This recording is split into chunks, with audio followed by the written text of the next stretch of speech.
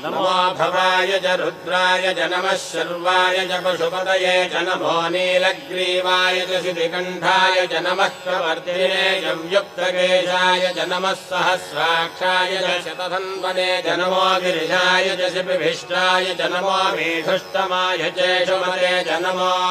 ह्रस्वाय च वामनाय च नमो बृहते च वर्षीयसे च नमो वृद्धाय च संवृद्धने च नमो अग्र्याय च प्रथमाय च नमः आशवे च जिराय च नमः शीघ्रियाय च शीभ्याय च नमः ऊन्याय च वस्वन्याय च नमः स्रोतस्याय च दीप्याय च नमो